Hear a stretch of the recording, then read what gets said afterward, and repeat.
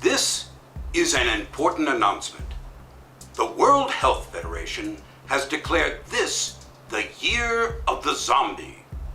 This public service announcement will cover what you should know in case a zombie tumult should arise in your community. History does not record the number of zombie outbreaks in the Caribbean before British missionaries came to save them. Voodoo was outlawed, but simply went underground. Many outbreaks were reported during the British occupation, mostly involving cane workers or lost white girls.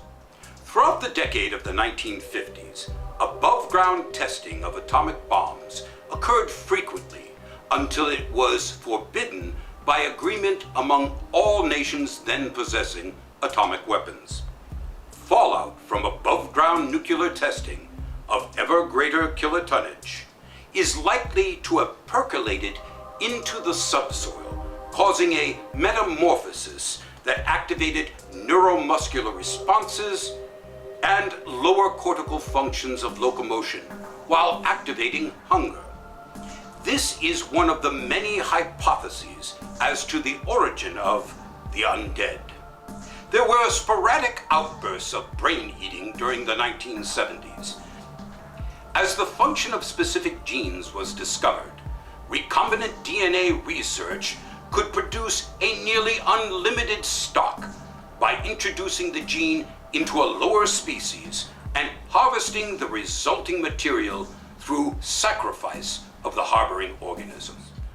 The zombie, crazed with hunger, bites on the nearest warm body and introduces the highly proliferative virus throughout the body in the few heartbeats soon to go silent in the victim.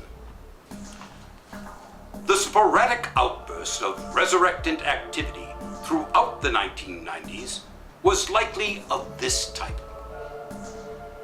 The 1980s also saw the rise of brain chemistry research, the discovery and characterization of the chemicals that control or modulate emotional and behavioral responses originally used corpse tissue, harvested from the remaining spontaneous zombies in earlier experiments.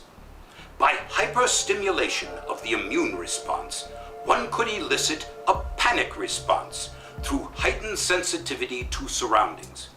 But with no filtering mechanism active to sort or catalog the information his senses perceived, each moment becomes a new experience causing sheer terror.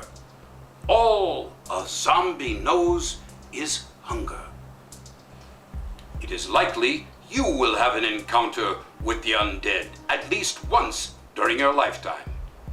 The encounter may be brief, as in a sudden, deadly attack from a foul creature that it exists solely to feed on living flesh, your flesh, until in your last moments as human you realize there is no recovery, no escape. Or the encounter can last the duration of your futile attempt to outrun a being that shuffles along slower than a nursing home patient going for an enema. Because running out of sheer terror not only makes you sweat, it opens up the apocrine gland, leaving a winding trail of musk that attracts zombies from farther and farther away. Safe? Not likely, for they cluster together, their numbers growing, crowding out the living to form a seething mass of walking dead flesh.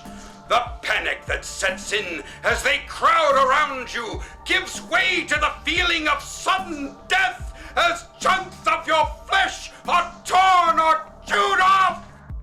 But there are ways to avoid either of these encounters. One, always be prepared to run like hell. Travel light in loose-fitting clothing, and don't forget the proper shoes. Our feet carry us for a lifetime, so be kind to your instep. This is a good time to talk about your zombie preparedness plan. It is possible to outrun one zombie, but The press of hundreds, even thousands, severely limits your escape. So, 2. Climb. Zombies have difficulty ascending. That is, until, bee-like, they swarm on top of each other, mounding up until they grasp your dangling foot and pull you into the seething mass below. 3. Defense. Decapitation. Separating the head from the body severs all connections to their limited motor functions. Portable field dressing kits work well and are available without a background check. Multiple deep head trauma has a similar effect. This can be effected through ballistics, low-velocity guns tearing through the brain matter. Slingshots produce a similar effect.